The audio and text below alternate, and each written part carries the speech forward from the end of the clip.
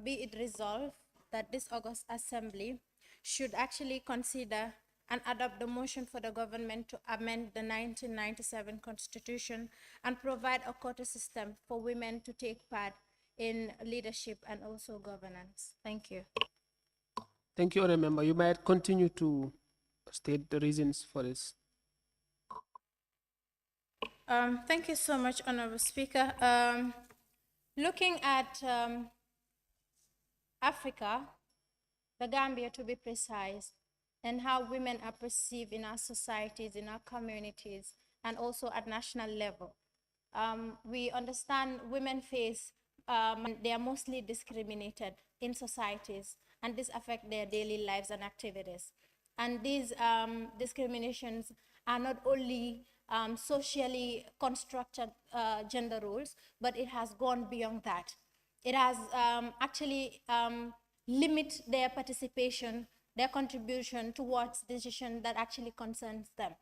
It has limited them from actually contributing or giving up their opinions and ideas as to how policies and programs that are for them to actually understand and realize how best they can be advocated for. For that being the case, I feel as an assembly, we have a moral obligation to reaffirm with the global and continental calls for sustainable development, to uphold the rights of women, and also to end the inequality gap. In as much as we have some of the shares that women have, by creating them platforms, by giving them avenues to actually talk about issues that concerns them, but also have a responsibility to actually contribute to the decision-making processes in the country. If you would allow me, Honorable Speaker, I will use Standing Order 23 to actually reference on some of the conventions that Gambia is signatory to give light on the subject matter. Please go ahead. So we understand that the Gambia is signatory to a number of key international charters, protocols, and human rights standards that are in relation to non-discrimination and also upholding women's rights. We understand that the women entitlement is a full participation in participation to full electoral processes are recognized by the UN, the AU, and other international organizations. Now you look at the Universal Declaration of Human Rights, 1948, Article 19, would tell you everyone has the right to freedom of opinion and expressions. And in as much as they have that, this right includes freedom of seek, receive, impact informations, and ideas through media, regardless of who the frontiers are. You look at another convention, that is the International Convention on Civil and Political Rights. You look at Article 3 of that convention would tell you the state parties to present, undertake to ensure equal rights of men and women to enjoy all civil and political rights as set forth in the present convenience that we have. Now you move down to the United Nations Convention on the Elimination of All Forms of Discrimination and Violence Against Women, Article 4, that talks about the adaptation by state parties to temporarily specialized measures aimed at accelerating de facto equality between men and women. Now, Honorable Speaker, this is to say that in as much as gender stereotyping in our communities, looking at how people perceive women, looking at when it comes to decision-making processes, when it comes to leadership activities, when it comes to governance, they're always left behind because there's this notion that they cannot do as other genders are doing. They cannot actually advance the cause of women empowerment. They cannot actually advance the national development plan. But why actually I feel this should be a topic of discussion is because I feel women in political parties or women that are participating in politics, when given the capacity, the adequate capacity training, equipped with skills and experiences, they're able to render services to the nation. And we've seen great women doing great things, not only in the Gambia, but globally. And this is because of the skills that they acquire, that they equipped with, and that warrants them confidence. They're able to express themselves anywhere. They have the confidence, they understand matters that concerns them, and they're able to speak for themselves, and they're able to participate in decision-making processes that concerns them. So I feel as an assembly, we should discuss on the matters of women in actually taking leadership roles and responsibilities, but also in governance. Because if you empower a woman, you're actually empowering the whole nation, in quote. And also you would understand that in as much as other genders can be frontiers and as much as other genders can contribute to national development, if women are empowered, given the platforms and also the adequate skills and experiences, they're able to do better, they're able to handle better, and then they will be able to contribute immensely to the socio-economic development of the country. Thank you, Honorable Speaker. Thank you so much, Honorable Member. Any seconder?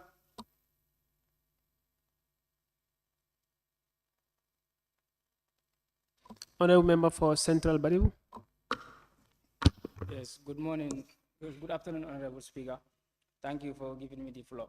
Yes, I seconded the motion. Thank you.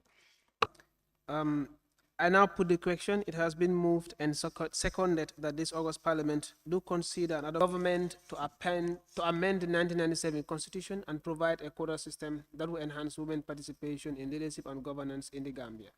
Those in favor say aye. Those not in favor, please say no.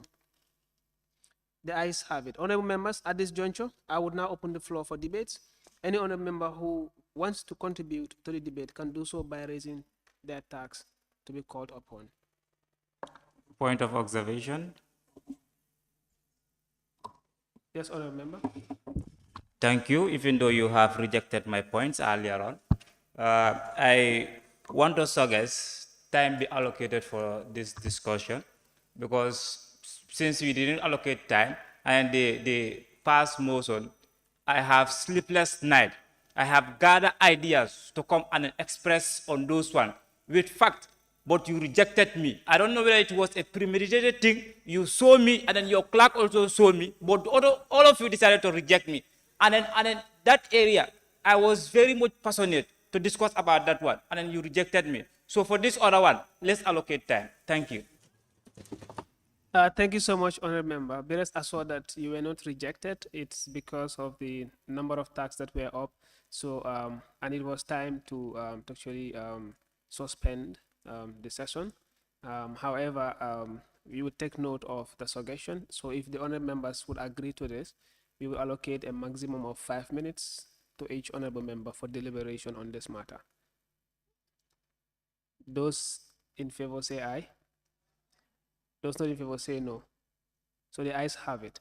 Therefore, the members will continue in the debate, and as you're told, please ensure that the debate is within 5 minutes. This doesn't mean you have to exhaust the 5 minutes. It could be within a minute or two, because we'll definitely be battling against time. I'm sure the technicians will help us in terms of the timing so that you're reminded on the screen. Thank you so much. Honorable members, once again, we continue with the debate. Those that want to submit in this regard could please raise your tax. Honorable member for Bakau. Okay, thank you very much. Greetings, Honorable House. Okay, I want a system because when you look at the quotation system, when we want to impose this quotation system in the point of observation, please, if the Honorable member for Bakau would allow me to observe him. When we want Point of order, Honorable Speaker. Go ahead. Yes. The honorable member for Bakau is saying quotation is quota system. Thank you. Pronunciation, English. Resume yours. Please go ahead. Honorable member for Bakau.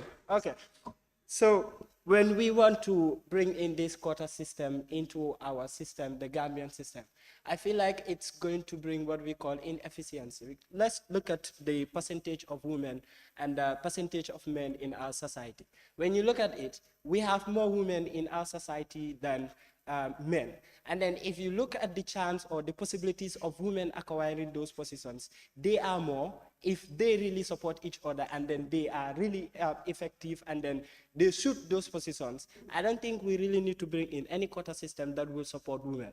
There are other ways. For the fact that I understand that women need to be empowered.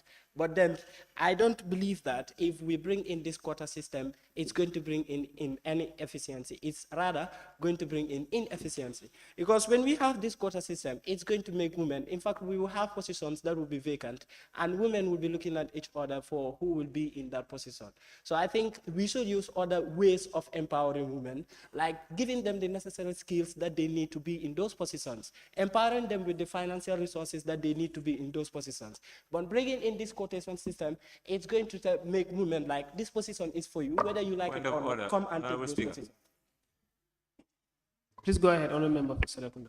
The honourable member for Bakau is still repeating quotation. And it's misleading the audience that are watching us as well. It's quota system. English. Thank you. I'm very sorry for repeating the same thing.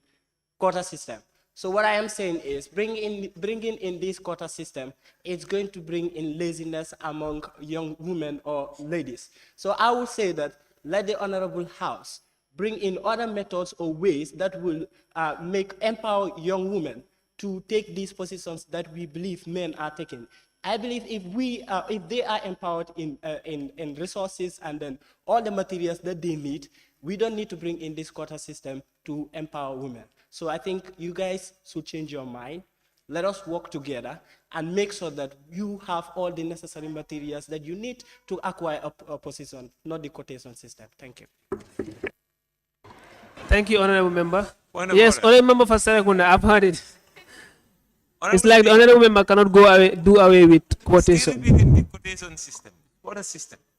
I think after this we need to have class. Yeah, for the records, it's quota system. I will now take Honourable nominated member for Banjul. Thank you, Honorable Speaker. Honorable Speaker, suñ ne jigéen nekkut yaay rek, but suñ ne jigéen mooy suñ wéeruwaay ñu bugga ko ñu bañ ko te muy dëgga. Honorable Speaker, when we say women, many great things click our minds, and that is, these are people who are hardworking, determined, and ready to fight for what they deserve in today's generation.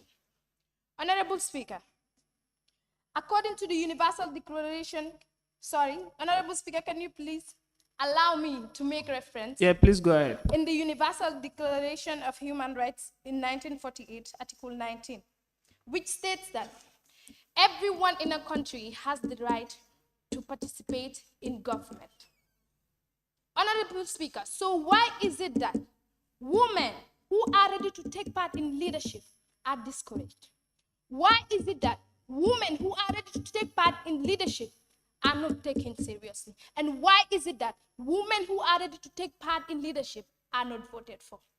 Honorable Speaker, in short and precise, I will say, women of today are here to conquer, and not only in the political arena, but in every aspect that deals with leadership. Thank you. Thank you, Honourable Member.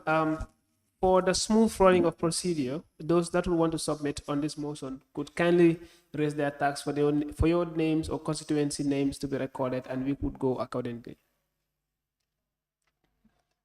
Honourable Member for Fonyi Brefet, your tag is not up. No, you already gave me an appetite of today's session. This appetite, in fact. Yes, please keep it raised for a few minutes.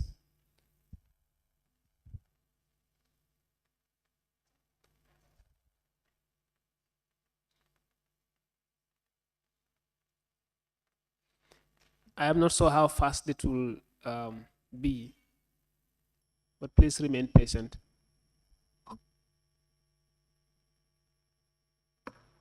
Honorable Speaker, may I suggest to the Honorable House, why is the clerk? On what are you standing? Oh, unfortunately. Point of order, Honorable Speaker. Yes, please go ahead. Please let the honorable member for Combo South to sit down, on baseless grounds, please. Thank you.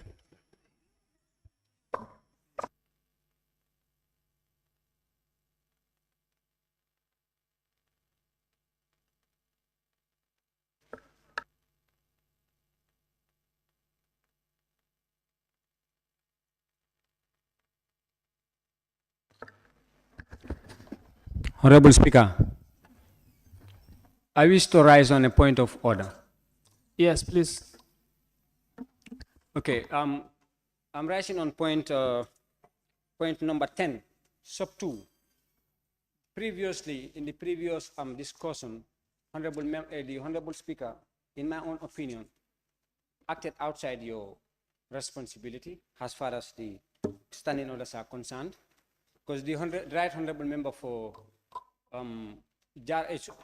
Lower Badibu rise to put it to this August body that we cannot allow the Speaker to just randomly, at any will, close down the session, call it off, or adjourn it. Because we believe that section 13, the one you quoted, is the same section under the standing orders, provides for, under subsection 2, that if you would allow me, Honorable Speaker, that a motion for the extension of the sittings of this assembly can be raised by, moved by any member. And also, at least half an hour before the closure of business. And if that is done, in mandatory terms, the business of the sitting shall be continued accordingly. So to avoid those errors, in my own opinion, I think I would want to call it, maybe we have a lacuna. Otherwise, we can have a compromise to make sure the Speaker does not act in excess of powers given to him according to the standing orders by cutting down on what, because if you deprive a parliamentarian from speaking before this August body, you're killing their thought. You are depriving a whole constituency from having the opportunity to be heard. Members went on consultation. They were asked to come and debate here, especially about the motion that was before the body, that which has to do with the National Development Plan with regards to youths. So almost everybody, every parliamentarian here prepared very well for this. So if we will have to move forward, I would suggest that we look at these two sections. In my opinion, to some extent, we would want to say they are conflicting, but which one stands?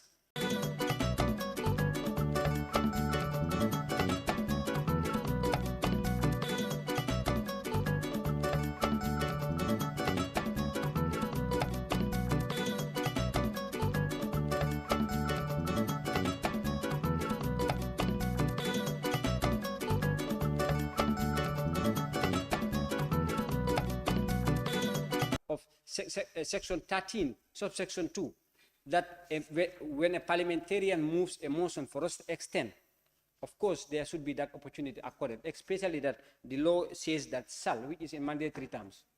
Thank you very much. Thank you very much, Honorable Member.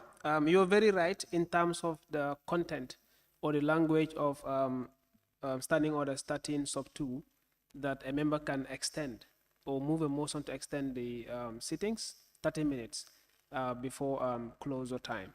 However, the Honorable Member did not move any motion to extend the sittings 30 minutes before time. If he had done that and we have a seconder, then I wouldn't have any powers to actually suspend the sittings. However, that was not done. And I don't think it's a lacuna. I think the Honorable Member did not use the standing order as he was supposed to. And definitely, I understand the concern that a lot of the Honorable Members here made, so much preparation to speak, especially on the youth and the NDP. But we will understand we were limited by time. However, your concern is very much considered. You're welcome. Point of observation. Yes, Honorable.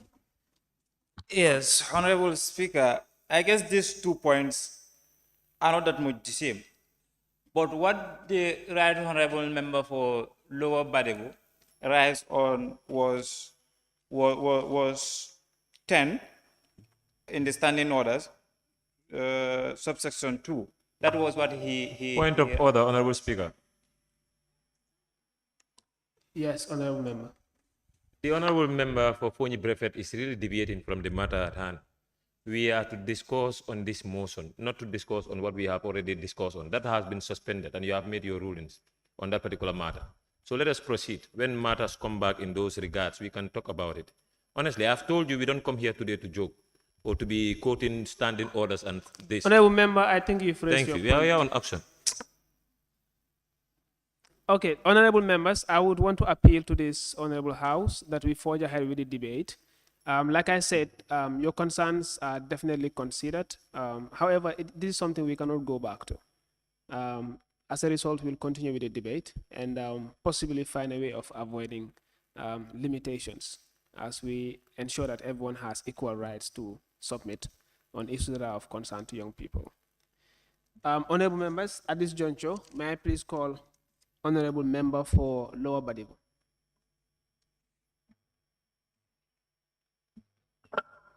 Okay, thank you very much, Honorable Speaker. Yeah, on the motion on hand, I would like to contribute and send my submission. Though I was better prepared for the past motion, but notwithstanding, I will also do my contribution. You know, women in leadership, you know, people have a diverse view on this matter, and then the approaches differs. But women are leaders because they mold leaders. So if you say women in leadership, women are already leaders because they make men to be leaders, as in. But taking it at a broader perspective, that is where, you know, it comes to international standard, convention here and there, and then, which I don't subscribe to most oftenly. And I have my points, and that is, you know, sometimes we have to look at the nature of the society that we evolve in. What are the reality on the grounds? And then we have to make on this. We should not be learning from model world, like the country so or the West are doing this, and then we have to adjust ourselves to that. Do that work for us? Those are the questions. If it doesn't work for us, so we don't need to subscribe to those. Signing it or not signing it, we already have grounds rules, and then they are guided by principles, moral principles, you know. So these moral principles are the ones that guide us since from inception. If these moral principles are not in line with those conventions, I see no reason why we should not subscribe to this. It is said in the Holy Book that women should stay within the house. I think I don't have much. I may not have the right profession. Honorable member, that's a very serious statement. Yes. That women should stay within the house. Yes. Which holy book is it mentioned that women should stay within the house? Okay. Anyway, I may not have the right quotation for that, but then there is a limitation for women in terms of leadership when it comes to Islam. That is the exact thing that I wanted to say. Huh? Honorable member, this Yes. is a parliament, and whatever we say here should be based on facts that we can verify. So if you say Islam has provided that women should actually stay in the house, then you should be able to reference where this can be found. I have withdrawn that portion and then recorrect it in this way. Okay, I have withdrawn that portion and then recorrect it that women are restricted in certain leadership. And then what I mean by that aspect is that, you know, certain positions, you know, when women are given the mandate to rule that, though we have some positions that they rule well, but there are certain things, if women are put in that position, it compromises a lot of things. We should not be brainwashed by the Western, or we have that mentality that, you know, we have to do equal, you know, access for women and men. And then we have our moral consent. And then that is what we are brought up in. So these are some of the things that I know I may not enjoy unanimity. Some honorable members might be frowning, but it doesn't make sense. What matters is the reality. The reality, that is what matters. We all know it. Let us not try to be pleasing donors or pleasing the West or pleasing what. You know the right thing and I know the right thing. And most of us here are Muslim. We know it exactly. So if we make ourselves as if we are blind to the reality, and then we try to please the West, it doesn't make sense to me. Because one day all of these things will come to an end. So for me, I believe in truth talk. I speak the truth and I am set free. I say it. So whether people are happy or not happy, I still speak the truth. So coming back to that aspect of leadership, I have, as I started, I said women are leaders. They are leaders. We cannot underestimate that. But where and how? Where and how do they lead? Where can they lead and where they cannot lead? There are certain places you cannot give those places women to lead that places. And there are certain places that they lead, like at the home. Management of the home are all the work of the women. For the home to be very successful and for the children Point to of be observation, please. If the honorable member for Lower Badibu would allow me. Sorry, honorable Point of member, order. the time for the honorable member for Lower Badu has ended, so we would continue to take the next submission. Thank you. But there were some seconds. That's Allow me that second, those seconds, please. I was 3 seconds left. honorable member, your time is up. Thank you. 3 seconds, sir. Your time is. Thank you. So I will take the honorable deputy speaker. Thank you very much, Honorable Speaker. And I'll just go back to what the Honorable Member for Sarakunda was said. We are not here today to show eloquence. And in talking about policies and Point legal of order, framework. Honorable Speaker. Yes, honorable member. The Honorable Deputy Speaker is not addressing me properly. Okay. Honorable Member for Sarakunda. Point of order. Yes, honorable member. Yes, this Honorable is, deputy speaker. this is now becoming a trend. That whenever we are to rise on a point of order, it is mentioned in the standing order that we must reference ourselves to the point of order that which we want to cite. And then honorable member for Serekunda has been rising on point of order without giving us any reference. Thank you. Thank you, honorable member. That is quite noted. Please, honorable member for Serekunda, be informing us of the point of order you'll be rising on anytime you want. Thank you. Honorable deputy speaker, you may proceed. Honorable Speaker, I will just proceed from where I stopped. When we're talking about policies, development, and legal framework, consistency is very important, and we should avoid speaking vaguely. I would just implore on my honorable members that when we rise to speak for or against the motion, let us speak on facts, let us speak based on evidence, and let us speak on realities and not speculations. I will say this first because this very house we're in, the institution of parliament, is not something that is within our traditions. And the institution of parliament and its values and everything was important. And and today we're sitting in it, celebrating it, using it to make sure the youth agenda is put forward. The West might be promoting women leadership and in governance and all that. They might be the champions and all that, but women of Africa, women of the Gambia, deserve equally to serve in governance and leadership position, irrespective of where these values come from. Secondly, Honorable Speaker, looking at the last elections, I will just give a reference of the councillorship elections. There were many candidates that stood, but out of the whole lot, only 53 women came out to vie for these positions. And one of their major challenges was finances. And I'll come back to consistency.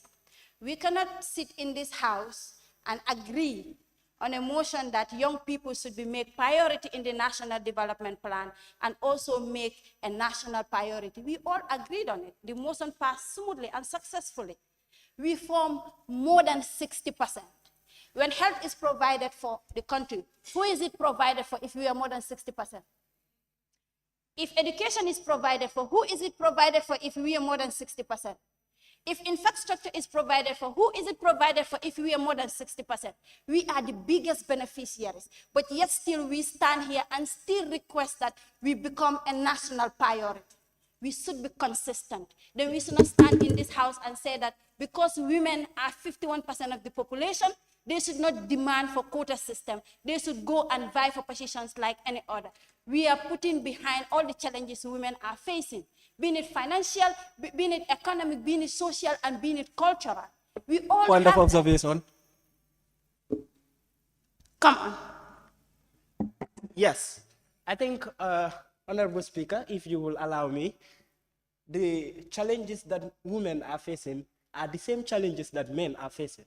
Now, when you look at it, she's mentioned... Honorable member, you are actually submitting against the submissions of the Honorable Deputy Speaker, and you already had your 5 minutes. You might want her to please continue. Thank you. Thank you very much, Honorable Speaker. I think it's important when we start, we make our points as clear and precise. And if we make it vaguely, the moment a person evokes it, we will try to come back, which might not be possible. But I will just continue. And you even speak to politicians and political parties. You engage them on why usually, at the majority, they don't have young people and women as candidates. Most of the time, it's because of finances. It's because the political parties do not have the necessary finances to sponsor all their candidates.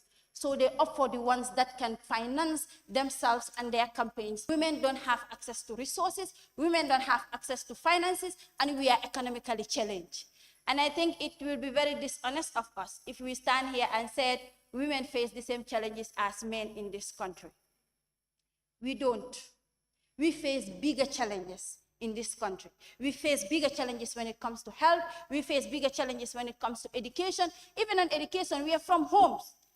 If me and my brother are going to school and the resources are not enough to sponsor both of us, usually it is the sister that is encouraged to sit back home for the male to continue.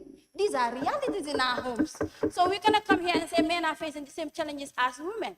No, that's why I think it's important to provide a quota system where it will not be a gift given to women. No, women are going to compete for these positions among themselves to make sure the best among them sits to represent their concerns, sits to represent their issue. Thank you, Honorable Speaker. Thank you, Honorable Deputy Speaker. May I now call on Honorable Nominated Member for Persons with Disabilities? Thank you very much, Honorable Speaker, members of the Honorable House. Okay, so my take on this motion would be, basically I will cut it down to women with disabilities, and then at the end I also want to generalize it. Yes. So for someone to become a leader, you need to be equipped with the necessary skills, isn't it? As much as you would want to get to a place, getting there without the necessary skills, it's pointless because you are not going to deliver an punch. Okay, so now, whatever we're going to talk about here, I believe if education is not talked about, it's going to be pointless. Because education is what builds you up. It is what molds you. But it is sad, as it was mentioned earlier here, and we've been hearing it over and over. The education system, sadly, does not cater for persons with disabilities. How do they expect us to acquire the necessary skills to serve in those leadership positions, even if we are put into those places? It would become difficult. Again, we live in communities. You, and any other person have seen it in your homes or in your village, communities at large, the country in general. You live with a person with disability. Even the people they live with in their same houses don't have the belief in them. And that kills their spirit. It makes them not to want to continue. And at the end, you're like, okay, I can't do it. You decide to sit in your corner. But if all these things are factored out, true advocacy is being made. People are raising awareness, but then I believe it has been done in the wrong way. Because people have been talking since yesterday, there are no changes. So we need to find better ways of making people aware that disability does not mean inability. One just has to realize, okay, this is the limitation I have for this, but that doesn't mean it's gonna limit me for all other things that I could venture into. Why should the quota system be put in place? First, we need to be equipped, yes. If we are equipped, then the quota system could be put in place, and then, because, like I said, awareness is still lacking. So if the quota system is put in place and people are aware, at the end, I can come and like, okay, in the beginning, okay, let me put it this way. We can work with this quota system for a particular number of years whilst we work on trying to enlighten people and then making sure that people are equipped with the necessary skills. Because as much as it is true, women have a disadvantage to men when it comes to getting into power. But then if you have the necessary skills, required skills, for example, look at Mayor Rahim Malik Low. She stood against a man, but she still won because people saw the capabilities in her. So if other women are equipped with the same skills she has, they can also always overpower or overcome their male opponents. So at the end, all of this will run down to you getting the necessary skills required for you to prosper in any position you're put into. Be it in a workplace or a government institution, you need to get the required skills. And this required skills also comes down to education, because that is where you will get all those things to be equipped, to equip you to prepare for whatever you're going to venture into. Thank you. Thank you so much, Honorable Member. May I now invite Honorable Member for Fonyi Brefet. At long last, thank you. Thank you very much, Honorable Speaker, for giving me the floor. And then, that being the case, it is true. I don't want to go into the religious aspect, but in our own level, when we don't want women to be taking leadership roles, now let us also have this in our laws, that when we see women also struggling outside, leaving their homes 4 a.m., 5 a.m., just to go and hustle to bring something in the family. Let us also have this in our law, that let the man be questioned for the woman living by that time. In as much as some men are also not that much responsible in taking care of the family, this also pushes women to also go extra mile in ensuring they provide something on the table. So when they are on those hard levels, it is also very much important we also consider them in the decision making, because sometimes when we have men in the decision making platform, probably we might say things that we might not best represent the women. So it is very much important we have them in the decision making processes, so that they will be able to talk on their behalf, so that they will be able to bring in issues that will best help them.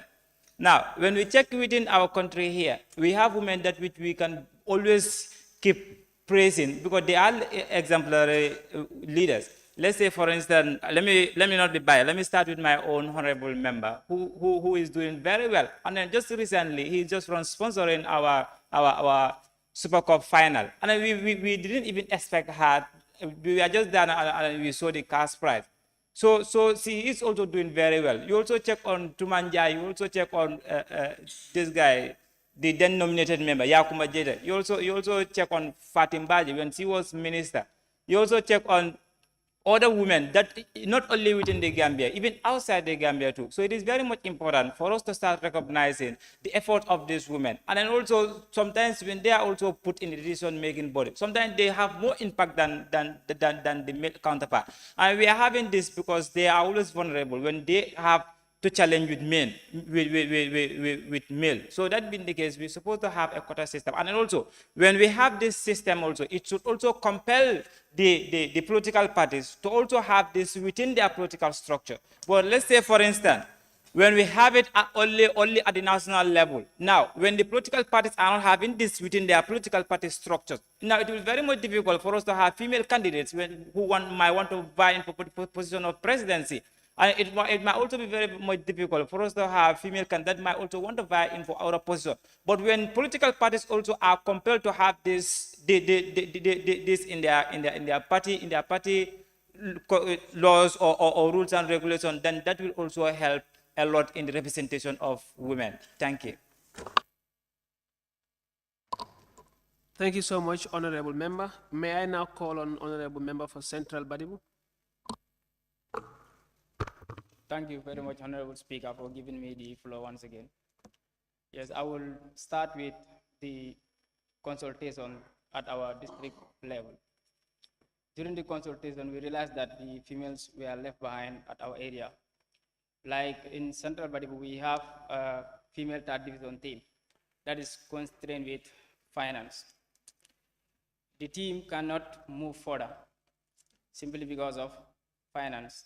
We are seeing like the authorities are not supporting the females at the grassroots level, and that is a challenge.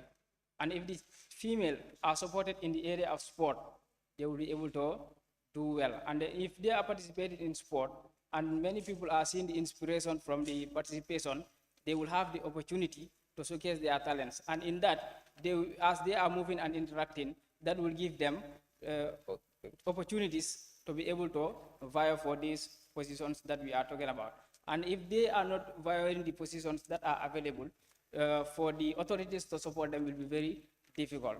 Then the other encouragement is like the females also should like help themselves and try to accommodate themselves and then participate in youth work. If they don't participate in youth work, it will be very difficult for authorities to see their efforts. Like the district where I come from, if you look at the district youth committee, through the youth council, we have only 2 females, which is very small. The reason is during Congress, it's only 3 females that attends the Congress. Then you see that like, it's very important for them to be showing up so that they will be easily supported. If they are not surfacing out, the authorities will not be able to see them and to be able to support them. Then female participation is very important. So they have to take up the challenge and then showcase their talents. If they don't show up, it will be very difficult. Yeah, on that note, I would also like to continue with the constitution. For the 1997 constitution, a new constitution is needed because a lot of consultations were made for a new constitution, and that the youths participated so hard in the consultations. And then all those efforts, if the constitution is not back, it will be just a waste of resource and waste of materials. Then so therefore, I would also like to suggest to the authorities to work hand in glove to make sure that the constitution is back and then we move on with a new constitution. Thank you very much. Thank you so much, Honorable Member. I now call on Honorable Member for Opanyomi. Thank you very much, Honorable Speaker, for giving me the floor. Good afternoon, honorable members. I think I would also give my contribution on this very important and timely topic, women empowerment, or bringing a quota system so that the women can also partake in the political leadership, because of we have gone so long, we have patronage in our system where we have only male leadership, or men think that we are the only one who should lead. I think the space and the latitude need to be created for women to also partake in the leadership, because we have seen, women who have been doing well, people like Andres Ndongyat and others, they did well for this country. And I think leadership is not ownership of men. Women also can be given the latitude and the chance to also participate. But bringing the quota system is important, not only in government institutions, but also political parties to consider this, so that at least women can be given the avenue, women can be given the opportunity to at least have the space, because sometimes it's difficult to have a space to contest for this political position. There are a lot of challenges, like, for example, the resources, like the support base. And if you don't contest on the ticket of a political party, sometimes it is always difficult for you to win an election. So it is important for the government to come up with policies that would at least include women, or that are going to be more inclusive and bring about the quota system, so that the women can have the avenue to partake in politics. Because if this don't happen, it is going to be very difficult. There is this mindset already. We believe in patronage. We believe in it's only men who will take position of leaders, and we are the only good leaders. And if this continue, obviously it's going to be difficult to have a women participation in politics. And this can only happen if we introduce this quota system. Let there be rules and regulations that will, protect the interests of women when it comes to political positions. Because if not, it's going to be very difficult. So we indulge the authorities to come up with policies, not only authorities, but also political parties, to see that women are given space to contest for these political positions, because it is relevant. Because of it should not be only men's show. Women also can do it if a space is created for them. Sometimes we jump and quote about, what religion said. Fine. Are we doing, ask men, are we doing what Islam, requests us to do? You're not doing it 100%. So as a result, it is important to give avenue to these women. Let them also, participate, showcase their talent, what they can do. Because I believe when we talk about 50-50, it's not about, what a man do, a woman. No, it's about giving an equal opportunity, equal avenue for both men and women to showcase their talents, to come up with their ideas. And I believe collectively we can change the narratives. And the narrative in this country cannot be just changed based on rhetorics. But it can be changed based on pragmatism, based on giving opportunity to every soul that has the willingness, but not to keep position for men only. No, women should be given the chance. And I believe this can only happen if we introduce the quota system. If not, it's not going to work because of positions are kept for men. Look at a political party, for example, in terms of election, around 15 to 20%, are going to be contested. 18 of the candidates are going to be men. Maybe 2 of them are going to be women. And there's a possibility that those 2 women might find it very difficult to win because of the mindset of the people. That, women cannot rule. Women cannot take position of leadership. We have seen that narrative changing in the Western world. I'm not saying whatever the Western world passes to us, we should take it. But there are certain things that are of our interest. We should consider them and take them. And they are going to develop our country. And all these developing countries and developed countries, there are policies that I'm not saying whatever they introduce, we take it. No. But there are certain positive things. When they are introduced, let us try to embrace them. And they are for good, and they are to develop our country, or they are to develop us as a society. Because we have some pragmatic young women who can hold political position than men. But we have seen it. We have seen very pragmatic women leaders who can change the narrative. But still, we don't want to have them because we feel that those positions are for men. So women empowerment should not only be based on rhetorics. It should be based on practice.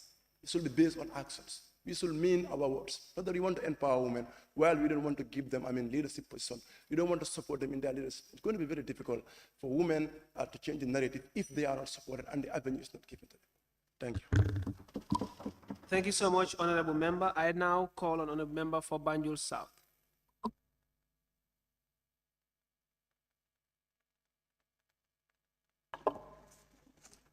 Thank you, Honorable Speaker. Honorable Speaker, jigéen ay suñu yaay. Honorable Speaker, the past local government election, looking at Banjul as a whole region with 9 wards, only 4 women contested for the local government election, which is the councillorship. And out of those 4 women, only 1 won, which is not satisfying, and I am really not happy with that. Honorable Speaker, if we want to see more women in leadership position, I believe that there is a need to emphasize more on giving women a friendly environment. Honorable Speaker, we have to give women friendly environment so that they can claim leadership position. I would like to give example. The past chairman or chairperson election, regional chairperson, for the first time in the history of Banjul, we have the first female chairperson, who is Aissatou Diallo. And we are really proud as young people of Banjul supporting our fellow young women, even though it was very difficult, but we are so proud of her that she didn't give up, even though there were a lot of challenges and men were fighting her, but she stood up and showed us that she can do it, and we are really proud of her. Honorable Speaker, women should support their fellow women. If we have more women like Honorable Tumanjai and our able Lord Mayoress of Banjul, she is doing a very brilliant job. For the first time in the history of Banjul, I guess we all know that she recently launched the Youth Volunteerism Project, which will be whereby 500 young people of Banjul will be sent out of the country to go and learn new skills. Honorable Speaker, I would like to encourage my fellow honorable members to support women. If we have more women like our able chairperson Aissatou Diallo, Honorable Tumanjai, and our able Lord Mayoress Ajaratu Rohi Malik Lo, then I believe that the future of women will be brighter. What a man can do, a woman can do better. Thank you. Thank you so much, Honorable. May I now invite Honorable Member for Sandu.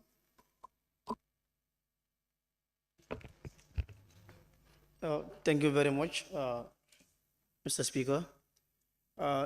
though majority of us, have more points on the face, motion, that's the NDP.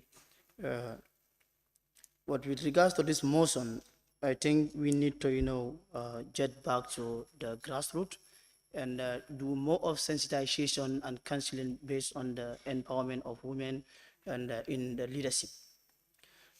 Looking at my constituency, Sandu, we want the women to be leaders. And if we want them to be leaders, it means my constituency will be vulnerable. In a sense that, we have only one senior secondary school, and this is the only one that you want us to empower these women. And most of them are very far from this, school, and they tend to, leave all the way from there and seek, schooling to the Basi area, which become a problem for them in the side of, accommodation. So in empowering them, or to let them be in this leadership position, I think these are some of the things that we need to do. We need to support them in their schooling career. I can recall 2 weeks ago, I have a session with the regional youth chairman at Basse at the Taxi FM, in which we talk about this. Women that are going to school, or females that are going to school, are not empowered. And most especially if you check, is on the side of, the parents. Basically, we talk about the teenage pregnancy and likewise, the early marriage, which also affect them. Because if that is, done, then it means that, at long run, we will not have them in those places that we want them to be. So I want us to check on those ones and see possible means in order for us to see them in those positions. If this is not done, then it means in most of the constituencies, we will not have, female leaders. And leadership, it doesn't mean all, of them should be in public, offices, or, being in office. There are many other, things that they can able to do in order for them to be leaders in those areas. Especially, these, vocational trainings, that, are happening. But if you look at even that one, in my constituency, we don't have any. In my constituency, we don't have any of those there in order for us to elevate these, women there. And it also becomes a concern to my constituency that women who are, ventured in the this garden, transportation become, a very, very, key problem to them. And in doing this, it is all part of, empowering them. If this is not done, then it means, we'll be lagging behind. Like, so other members mentioned about, empowering them. I think, honorable member for Bakau, which is a very key area that we need to do to support them, because they serve as role model in our compound or in our society. They said, involve them in decision makings so that at least they can also have a say and hear from their consent. Because if this is not done, it means that there are bias in enacting our laws or bylaws. So I think it's very important that we empower them to hold these positions too. Thank you very much. Thank you so much, Honorable Member. May I now invite Honorable Member for Combois? Okay, thank you so much, Honorable Speaker. Honorable Speaker, I think if you look at the composition of a society, it starts at the family level. And then one cannot imagine a family without a woman. And it is on those bases that we should see women as partners in national development. And that should not be only at the grassroots level, not at the labor side, but at the decision-making table. Women should form a section of that. Now, this motion of quota system ought not to have been a debate if we are consistent in our arguments here since in the morning. Instead, it should be a right that women has deservedly earned. The reason I said that is because in the face of all the challenges that women face, women are not people that give up. The success of this program, this sitting, doesn't happen in the absence of women. The NYP Secretariat is, the greater population is formed by women. So this is something that we need to put into consideration. The quota system only seeks to open doors for women to be at the decision-making table, because women are the most affected in our societies.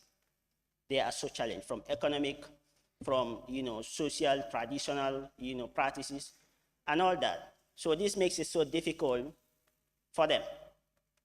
It's not about equality, it's about equity, and not having this quota system and saying that both women and men has the opportunity to get into public office is as much as raising with a child, not in a disrespectful way, but considering all the challenges that women face. This is it. These are the challenges, and these challenges obviously has the man, in how to call it, on the advantage side. So this is the thing. So moving forward, these are things that we need to see. It's unfortunate with the failed how to call it a draft constitution, but then we still need to continue pushing, because in order for us to develop as a nation, just like we have been saying in the morning, prioritizing the youth also has to go in line with prioritizing women, especially in positions of leadership.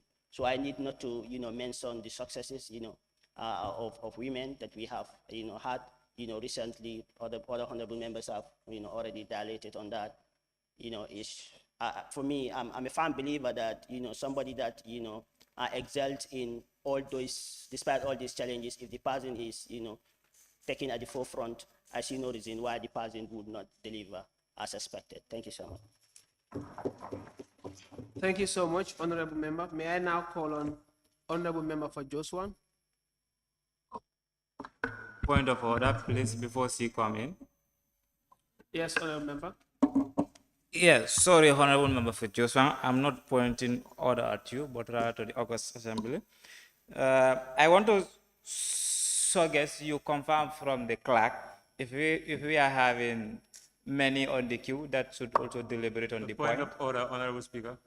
Yes, Honorable Member, go ahead. The Honorable Member of Fonyi Briefet pointed out earlier on that whenever you stand, you must establish the clause in which you stand on. And it seems like these honorable members do not hold on to their words there. Thank you, Honorable Member. Yes, thank you. I was just laying a foundation to that because I'm moving to section On what point 13, of order are you standing? Section 13, subsection 2. That is, a motion for the extension of a sitting of the House may be moved by a member at least no later than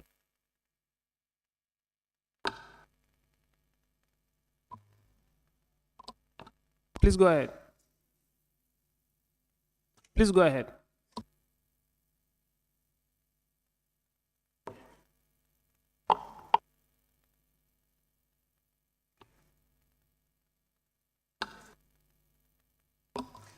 Yes. Yeah, thank you. Sorry. So, if I may start, section 13, subsection 2, a motion for the extension of sitting of the House may be moved by a member at least no later than half an hour before the time fixed for the adjournment. And if carried, the sitting shall continue accordingly. So, according to our standing orders, we should close by 5.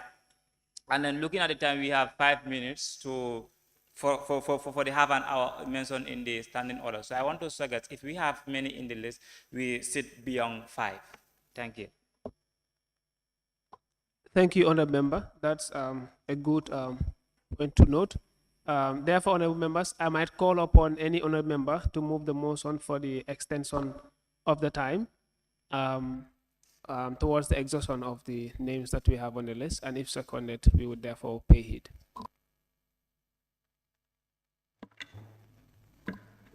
Yes, Honorable Member. Sorry, would you mind? I cannot see your. Yes, Honorable Member for Basse. Yes, Honorable Speaker, I move the motion for the extension of time. Thank you, Honorable Member. Any seconder? Yes, Honorable Member for Serekunda. Honorable Speaker, I'm sorry, I don't know in which ground would I be standing on. I suggest this time not to be extended. This is not a, how to call it, a motion that we should be debating on. We are agreeing on the quota system, honorable members. We are agreeing. So we don't need to debate further. Honorable Member, whilst I appreciate that deliberation, we have not determined the agreement on this until we hear from the rest of the members that are on the list. So I would, your objection is definitely considered. However, I would go ahead to listen to any seconder for the motion. Yes, Honorable Member for Oponyumi. Yeah. Seconded. Please go ahead.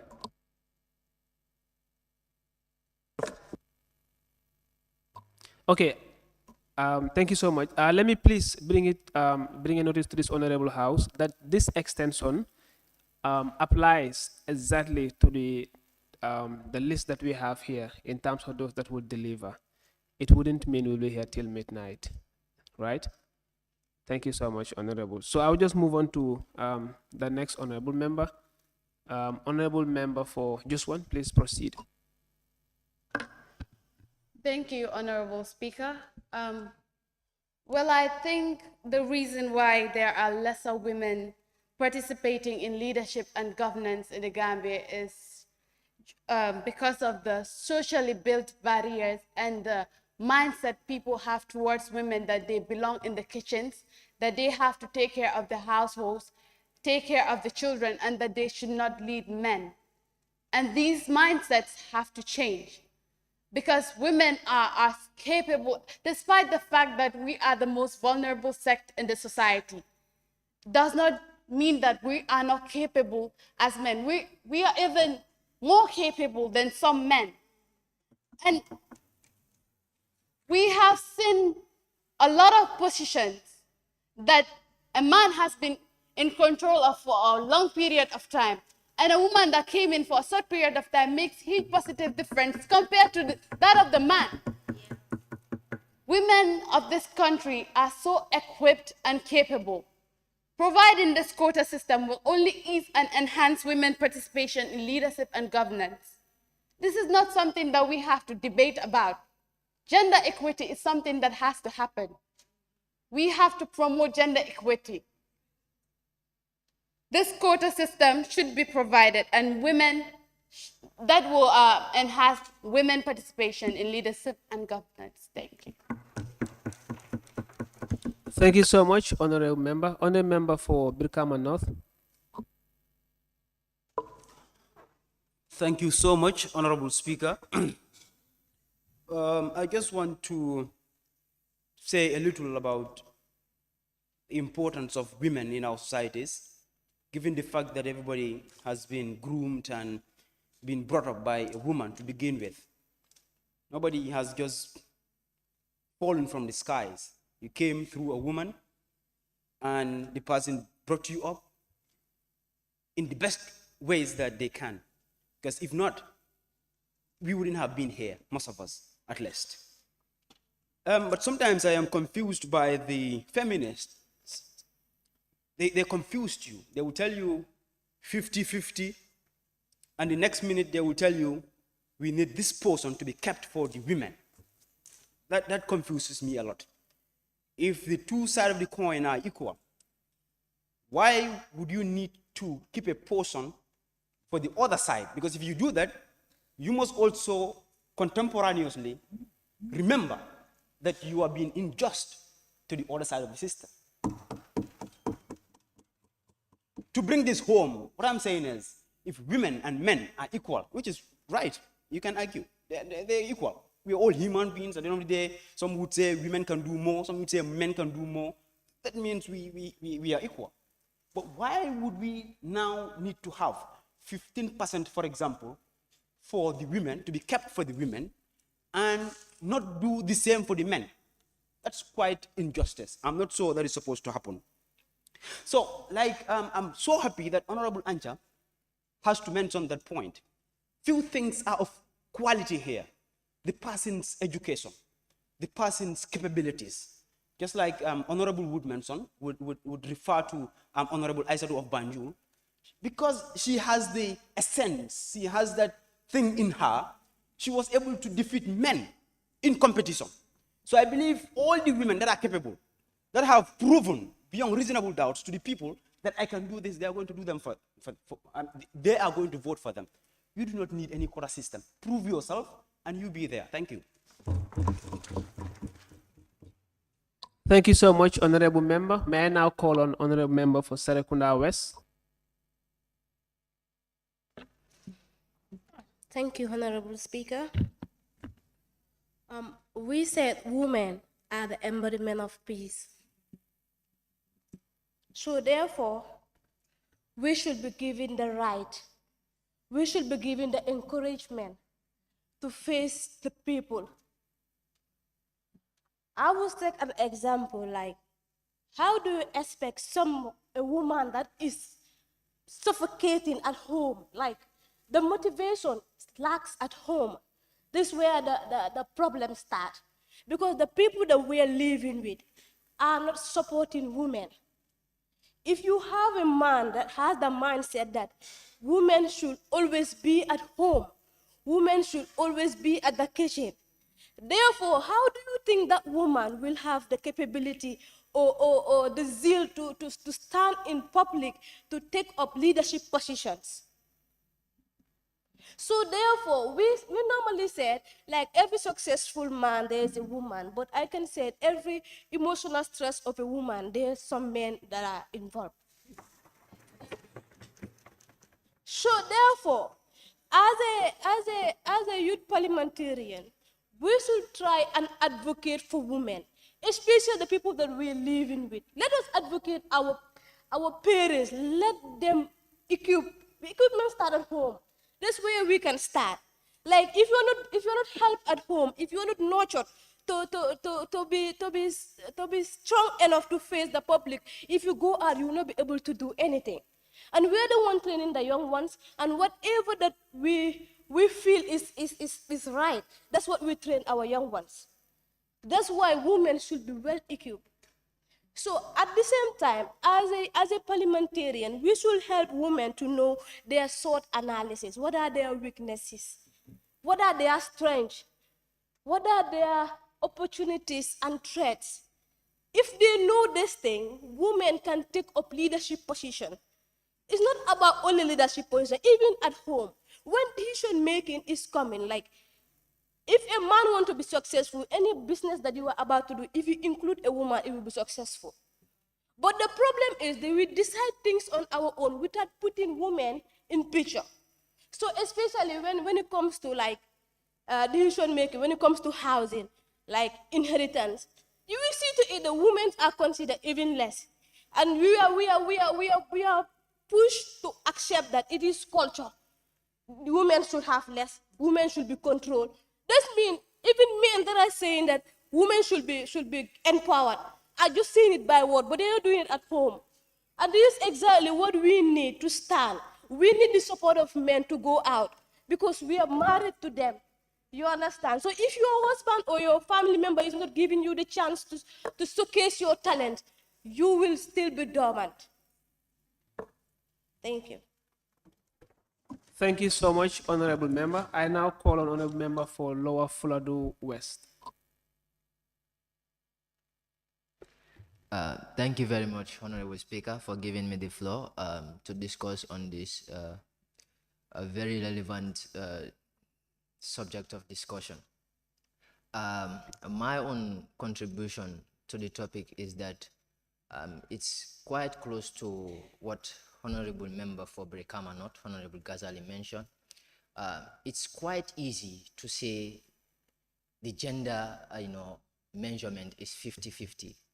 But looking at it as women are advocating for leadership positions, you also need to know that you have responsibility to partake in order to get into certain positions that you want to undergo. Now, for instance, Mr. Speaker, permit me to ask a question to our female honorable members here. It's going to be quite a polite one. I'm sorry, this is not a question and answer session. You might just want to proceed. Okay. Thank you. If I'm to continue, it's like I'm going to make it in a rhetorical form. How many of we, or how many of you as female reps in this National Assembly, plan to be future presidents of this noble country in the future? How many of we are planning towards, empowering women in those positions when it comes to the near future? Most of the time, when you ask ladies, what do you want to be in future, you have only few of them that aspire for the position of presidency. And later on, they put it that it's probably a stereotype of the community, whilst in reality, that stereotype is in them, whether being educated or non-educated. For instance, it is quite obvious we have seen women who are doing really well in leadership positions within the country. And I think that should only be a motivation for young females to take up responsibilities beyond the responsibility that those ones currently are taking on. For instance, I've seen representatives in the National Assembly, I've seen mayors that are females, I've seen ministers that are females, but who are there that are ready to partake in undergoing the role of presidency in the country? It's one thing to say we need empowerment, but it is another thing to stand up and pave way for other women to follow. If, for instance, we have a female rep here who is ready to take in the role of a president in the future, she should be ready. She should know that she needs quality education. She should know that she needs, that manic, how will I say, that manic attitude. You have to be quite aggressive. You have to be that person that you look at, you say, oh yes, this is that woman that can take a nation further. You cannot be sitting and say, okay, we need this position and just be given. You need an example. You need someone to set that stepping stone for other female, to partake in those roles and, convince the other gender that the fact that we all can do the same. But if we are sitting on our desks, folding our hands that, okay, we need to be supported, we need a quota system, we need this in order to be able to empower ourselves, I don't think it's going to help. Looking at the point of the quota system, it's a good idea. You look at it in one way. But I don't think there's any restriction for any female to partake in presidential elections in the country. But how many times have we seen... Point of observation, Honorable Speaker. Yes. The matter at hand is about quota system. And Honorable Member, if you accept the observation, you might want to have a seat.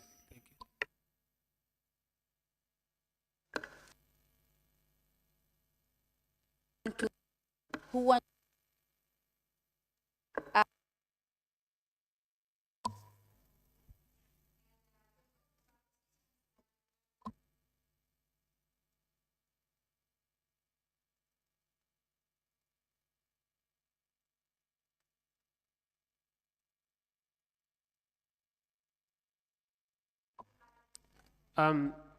Thank you, Honorable Speaker. Honorable Speaker.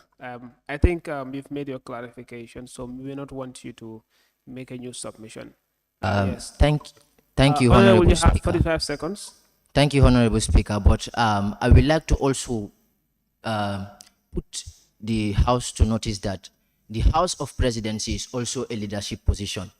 So I will want everyone in the House to take a note of that. What I'm saying is, it's going to be quite important for at least a female to take that stepping stone, which will encourage other female members to, go through the same route. But it cannot go whilst it did not start from somewhere. It must start from somewhere for there to be an improvement. Thank you very much. Thank you so much, Honorable Member. May I now call on Honorable Member for All Yundum?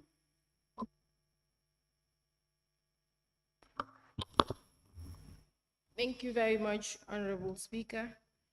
I'll start by saying kudos to all the men that stood up and agreed on this motion in the House, that providing a quota system for women in the participation of women in leadership and governance. Kudos.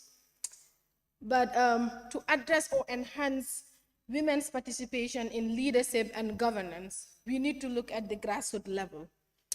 Honorable Speaker, you would agree with me that as small as a classroom setting, the classroom prefects are always men. Sorry, boys. I would say boys because it's at that small. It's a norm that boys are always the class prefect and women would be their assistants, not the other way around. This has become a norm that we follow. It's a trend that we follow, not the other way around. And even the step level. When you walk up to government institutions or government departments, most of their directors, most of these people that man the higher positions are men. The National Assembly, for example, out of 58 members of the National Assembly, we only have 5 female representatives of the National Assembly.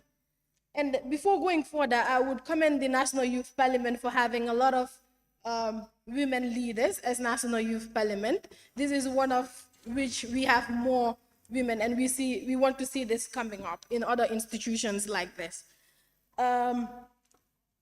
We have also seen that women that are doing they're doing exceptionally well. That we've seen, like you've mentioned, the other honorable members have mentioned, like Honorable Tumanjai, Honorable, oh my God, let me do this. Her Excellency, the First Lady of the Republic of the Gambia, Mrs. Fatoumata Baro, did exceptionally well in the launching of the the African Women Leaders chapter, the AULIN, that was launched recently. She did exceptionally well in empowering women in leadership and governance. But this, like I said, has to start from the grassroots level, wherein we as young women see that even in the classroom, it's not always a man that should be the prefect. We should also become prefects rather than just assistant rather. Even in the presidential candidates, most of it is just men. And then we see that women should become the vice president. We see ourselves to be just vice president, not presidents themselves. I mean, I think we should look at that. And also,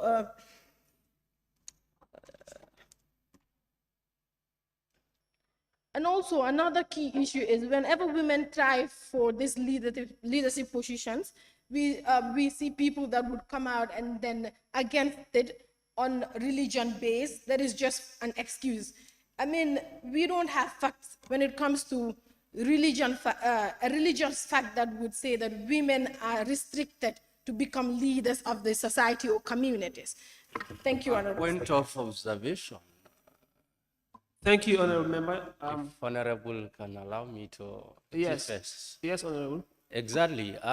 In reference to Surah An-Nisa, verse 4, chapter 33, which says that Ar-Rijalu Kawamula An-Nisha, is a clear indication that shows that men are leading, or men are the leaders. Honorable Member, you might want to so it's just a submission.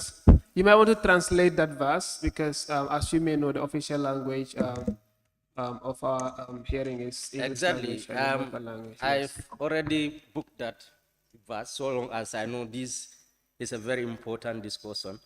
As I said, Surah An-Nisa, that is chapter 4 of the Holy Quran, and verse 33, which says that Ar-Rijalu Qawwamuna 'ala Nisa, which reads in English says, men are in charge of women by right. What Allah has given one over the other. Thank you. Thank you so much, Honorable Member. I will now call on Honorable Member for Jara Central.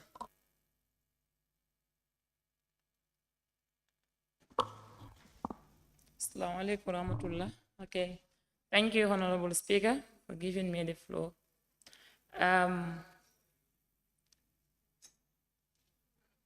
This quota system is very important as women. Honorable Speaker. Honorable member, we know your concern. Please, honorable members, quota system. Thank you. Yes, quota system. Musol ka katale, alhamdulillah. Ni nata jibe jara central la musol ni eje. Ye kata kuwo laale pour ka ajitandi ko ñaaton kaya inin kewol amanke ise lano ñole be ke kilinti bari gender equity e min naati ko it's not 50-50 but kewol ka minke 99% ni nata jibe Gambia dulato musol be jirim bakele na nata empowerment of women. So honorable speaker, I will embark on this. During my consultation, Jara Central constituency, one of my consultation was it based on this women's empowerment. And what that woman told me, he said, we the women, we are suffering, especially these rural areas. One is gardening. When you come to my constituency, we have 25 villages in Jara Central, but we have only one garden. And then that woman, they just go for accommodation. Their women help their children's feedings, all about that garden. They feed their children, feed their families on that. And then what I'm going to say is the women, we are lack of motivation. Point of observation, Honorable Speaker. Yes, Honorable. Thank you very much. Honorable Speaker, I just want to plead with the Honorable of Jara Central to use the local language. We want to enjoin that. We would really prefer it, to be honest. Honorable member, please, we are not here to enjoy. Secondly, she has every right to use any any language that she wants to use, so long as it falls on the languages that are considered as the official languages for usage in the chambers. Honorable Jara Central, you may speak in either English or local language. Feel free to. Thank you, Honorable Speaker. Yeah, and then secondly, we the women, even in the chambers here, we can see a lot of women. We are more than the men here. We can see the surrounding. The maximum is the women. And then all the men go home. That doesn't tell well. And then what it shows is the women are so that themselves that they want to be participating in this youth involvement. And then even that, when we see Gina Bass is the example. Yes. He normally do sport and then another activities in terms of voluntary works in the area of sport. But it doubts me when people say that the young women should not participate more in presidential elections, or to be a president, to be a vice president, or to be a teachers. We cannot be in a house women or housemen. We cannot do it. But please, my appeal to Honorable Speaker, let's empower women when it comes to policy making, and then we motivate them. Let them also involve themselves in policy making, and then having positions in terms of politics, entrepreneurship, and then gardening and agriculture. Thank you. Thank you so much, Honorable Member for Jara Central. May I now invite Honorable Member for Jokado. Thank you so much, Honorable Speaker, for giving me the floor again. looking at all the things we have been saying here, it is all based on the ideologies we have towards women, the ideologies society have towards women. When you look at education, you are saying that we should be equipped, we should be educated, we should have the skills so that we can be put into those positions. When you look at the societal level, are we giving the chance? No, not everyone, every woman or every young girl or young lady is given that chance. Looking at some areas in the Gambia where you have inaccessibility to education. When it comes to the girl child to move into the tertiary or senior secondary school where she can access education, the parent will prefer stopping that girl from going or removing her out of the school because she might think that when he or she might think that when the child goes there, might be idling or will not have proper care from the guardian. So these are things that are hindering the women from accessing these skills you are mentioning that we should have in order to be put into these positions. Looking at the political level also, thank God that we have now women leaders in politics who are involved in politics. But before, they were only involved in this mobilization. They will mobilize women, their fellow women and young women. These young women and they will come and vote in those people in position.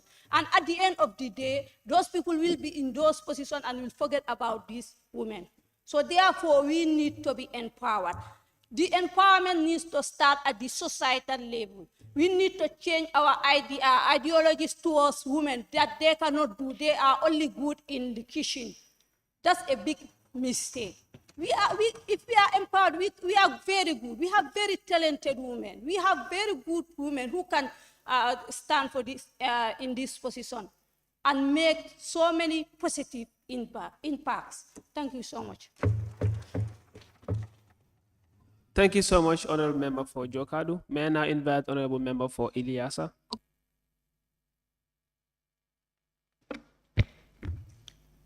Thank you, Honorable Speaker, for giving me the floor. If you look at my constituency, Ilyasa, we have 4 different wards there. And during my consultation meeting, I went to the 3 different wards. Among these wards, there is one ward during the consultation meeting. A woman told me this. In this community, any position that the men handle, we the women, we can handle it and we can do more than them. But there are barriers that are stopping us from handling those positions. See, proceed. Those barriers, number 1, is the support that they lack from their husbands in their various houses. Men are not giving them support at any moment. Because in leadership, it is going. You must be called at any time to go and represent or to go and answer. If that happens, those men start stopping them. Your frequent going out is too much. You have to take care of my kids. You have to prepare them to go to school. You have to prepare food for them. So those are the barriers that are stopping women in those areas from handling the positions. While on the same consultation, I moved to another ward. A woman told me this.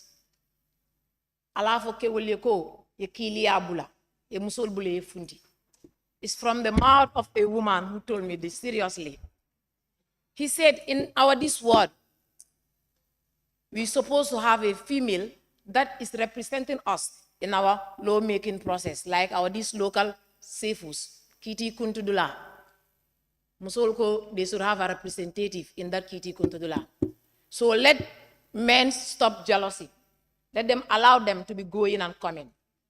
So the bottom line in this, let men come out and tell us that what they can do, we can do it. That's what we want to hear from the men. Honorable point of order. Okay, carry on. Thank you very much for that deliberation. Of course, sometimes I see myself even though I am doing good in my own house, you tend to not to see that impact. My Mariama Sibo, I empower her very well. Sorry, Indeed. point, honorable member, please resume. Honorable member, thank you so much, honorable member. Honorable member, you have Elias, please proceed. Thank you, Honorable Speaker.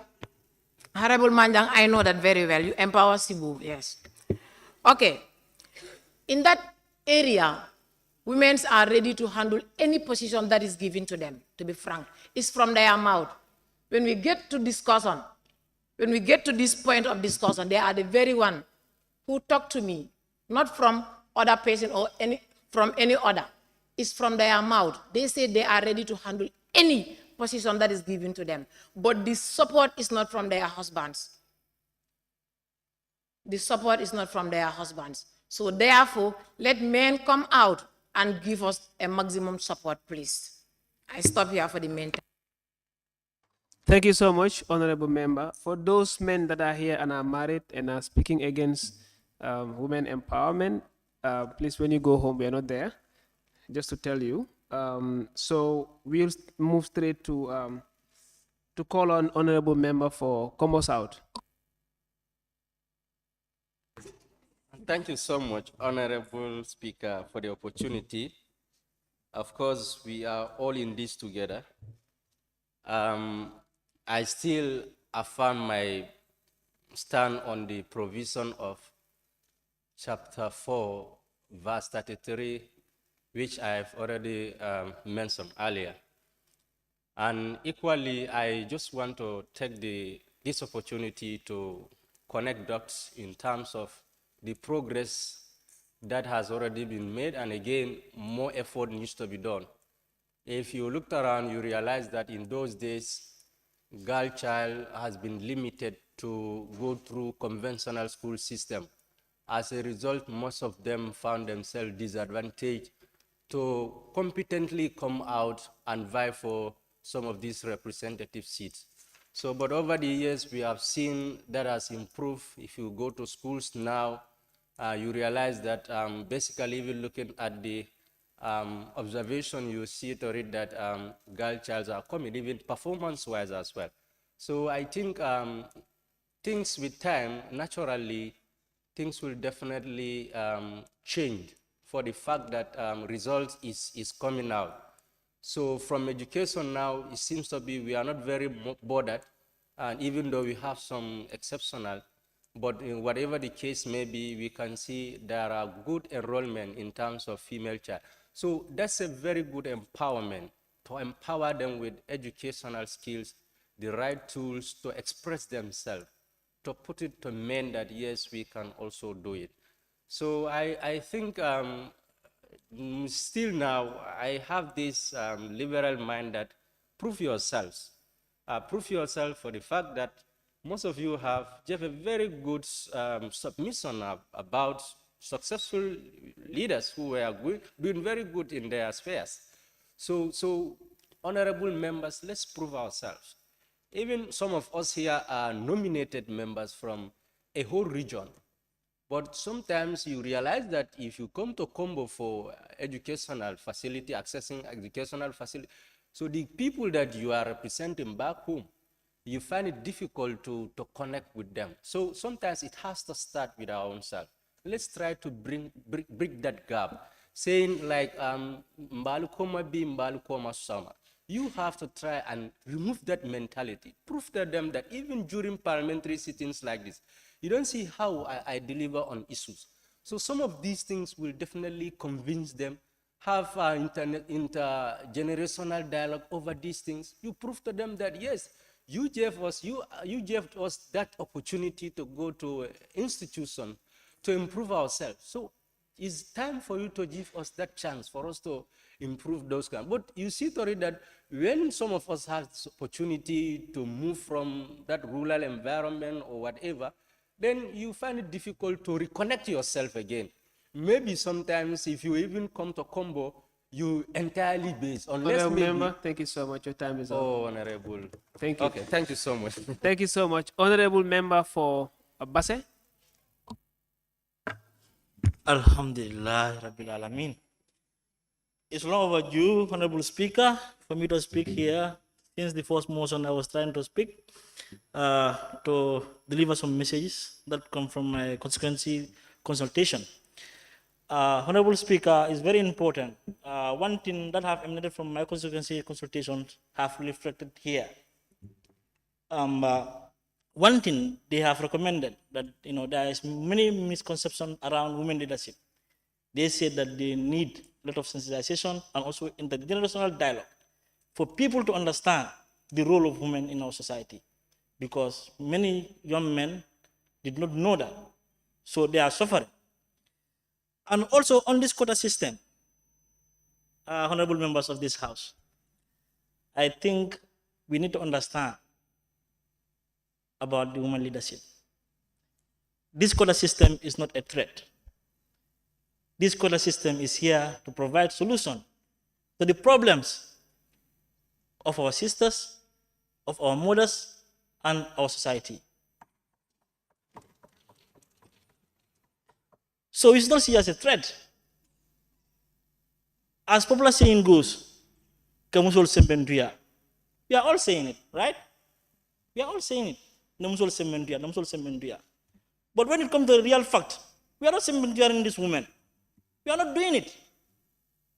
Past election, how many women contested here in this country? Do we give them chance to lead? The Lord Mayoress of Banjul here suffered a lot. She suffered. But people trusted her, and they know that she can deliver. She won. So there are a lot of women there, even in our rural Gambia, who can do it better. But we do not give them chance. Whenever the time comes, we tell them that, so this quota system. Thank you.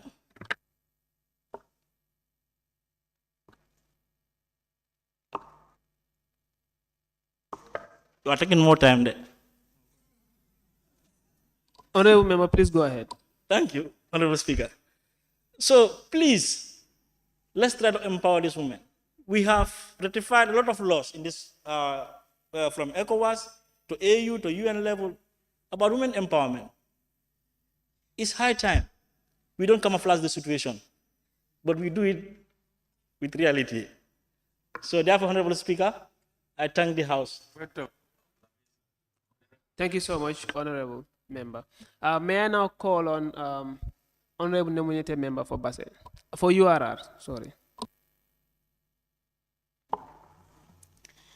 It is said that anything for the youths without the youths is not for the youths. But I say, anything for the youths without the female youths is not for the youths.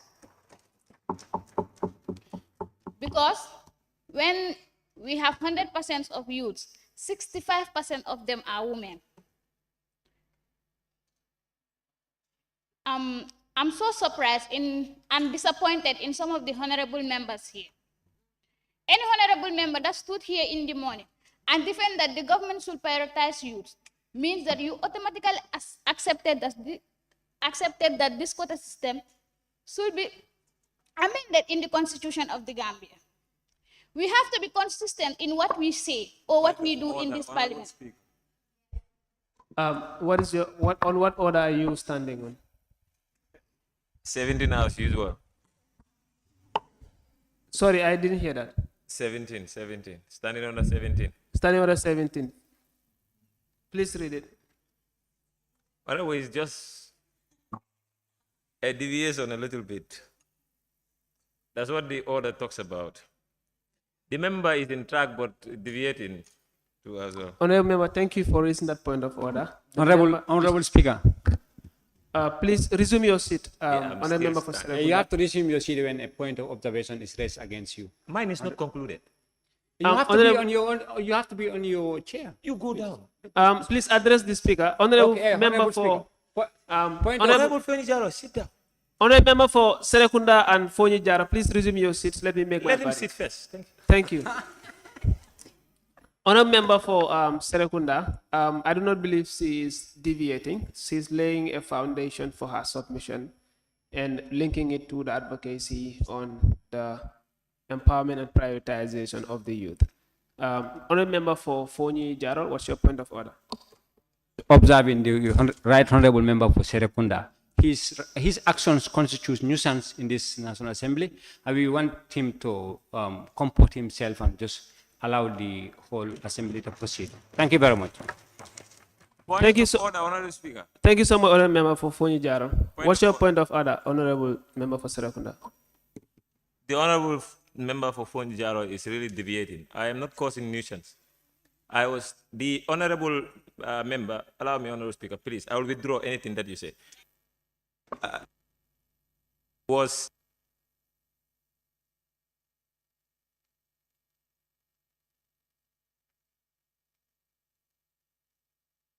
Thank you so much. I think, resume your seat. Honourable Member for Serekunda and all the honourable members here, please, when we rise on a point of order, let's specify what we are exactly rising on. We don't have to bring in any introduction or so. Let's just go straight to the point, because like you all know, everyone here has a particular time that they're supposed to use to submit. Honourable Member for nominated member for URR, you might please proceed. Please note that you have 1 minute left. Okay. If I may ask, how many men in this parliament are discriminated from taking leadership position because of their marital status? And we know that most of the women in the society, whenever they want to stand up to take positions in the society, they discriminate them because of their marital status. This was one of the things that was said during my consultation. The second one is, why should men question our capacity as women? If any man believes that you can do what women are doing, stay at home and allow your wife to go to work, take care of the children, do the washing, do the laundry, then you will know that women are capable. The third one is, women are not allowed to do the work of their choice in my community. Which man here will listen to your wife when she told you that stay at home, I don't want you to be doing this job? So why are you stopping us from doing what we want to do? You are saying that we should equip ourselves with knowledge, but you are not there to support us. No man will be here without the support of a woman. Anything that a man be today is because of a woman. We are supporting you and you need to give us equal support. During my consultation also, it was said that most of them are marginalized in the society. Most men believe that they are the ones that should take leadership position. But without even noticing it, women are already leading them. Women are leading you in many ways in the society you don't know. But I don't know how to say it. Let me just leave that one for now. But I would like to give some recommendations. That is that women need capacity buildings in leadership. They need capacity building so that they can stand for themselves.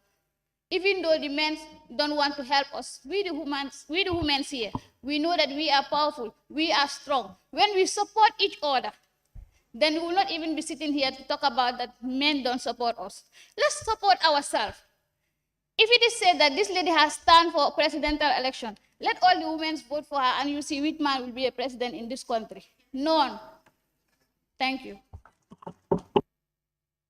Thank you so much, Honorable Member. I now call on Honorable Member for Serekunda.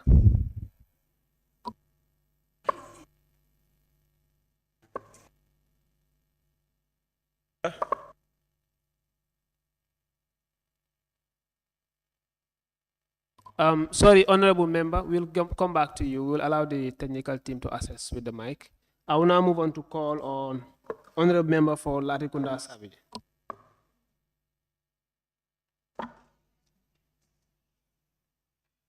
Honorable Speaker, it is disheartening for me that I have to stand before this August Parliament to rectify myself on certain terms that we use when we talk about women in leadership.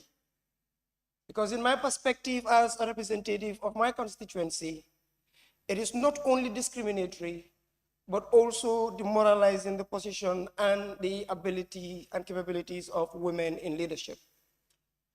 Terms like support women, terms like empower women, terms like let's give them space. We are all born equal in the eye of the law. And when there are opportunities for young people to exhibit their skills and talents in leadership, it should be equally distributed between the men and the women. It is not, in fact, a supportive agenda for us to keep saying, let's support them, let's give them space. Because it is a fundamental human right for all of us to be able to participate in leadership equally, so long the competency is there on a playing field of equal competition. I wouldn't go far to cite examples of where this happened, and it is actually yielding a lot of dividend. And we have seen a lot of progress.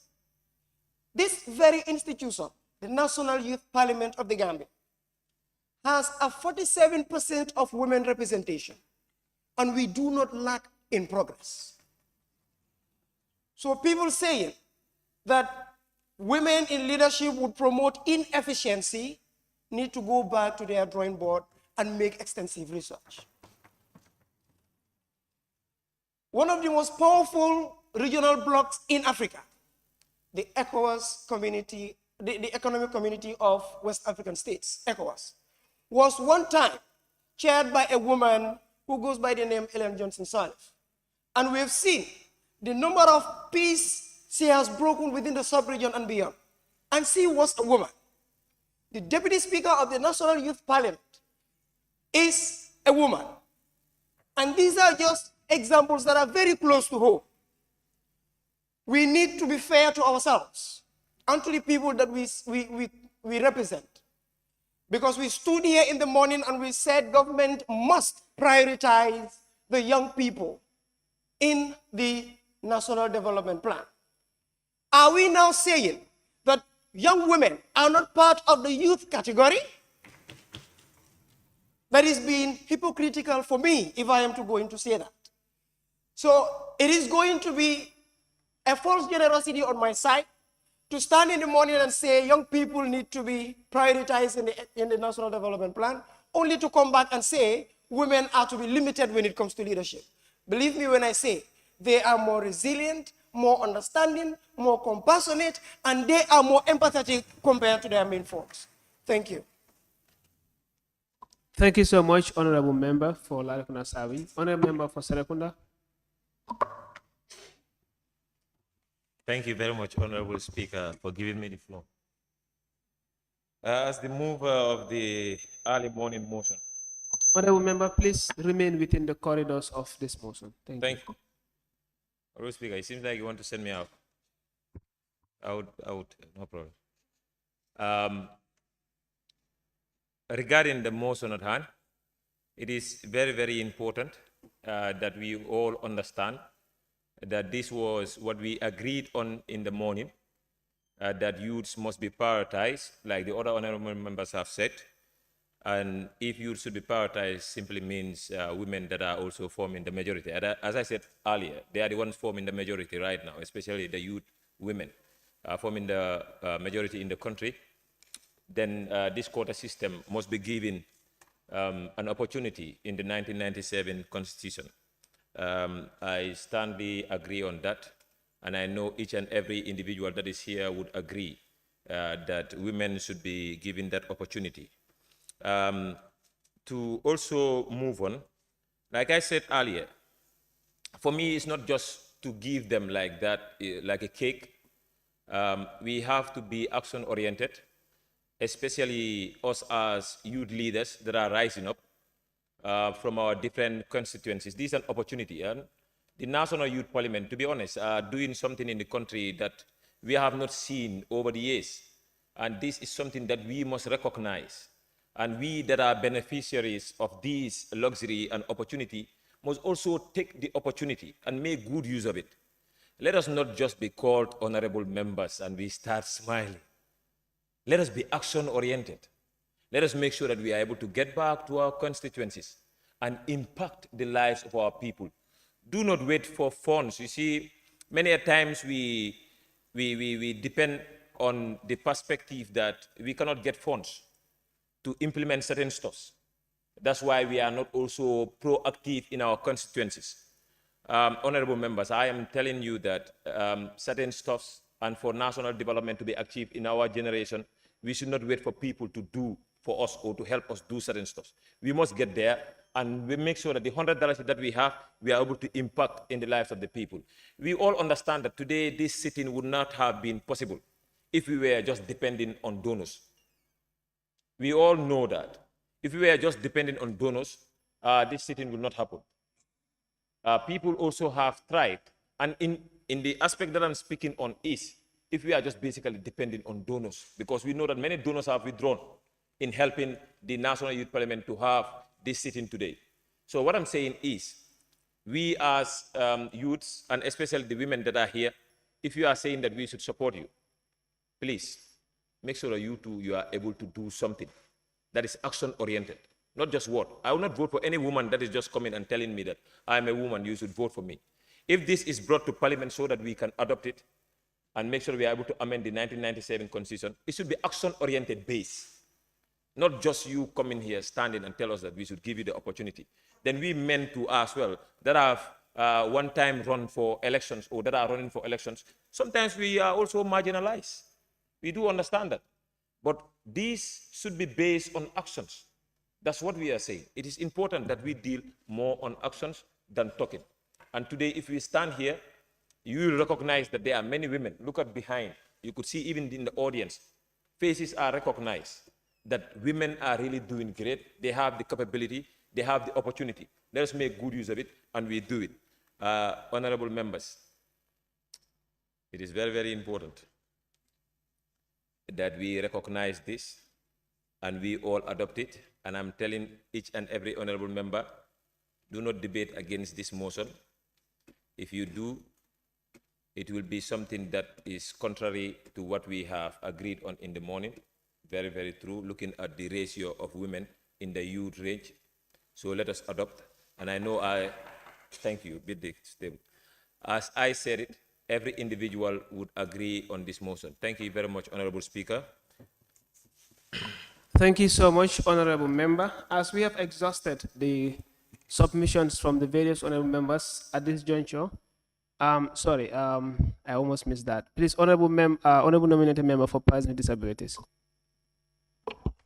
Honorable Speaker, my tag was up.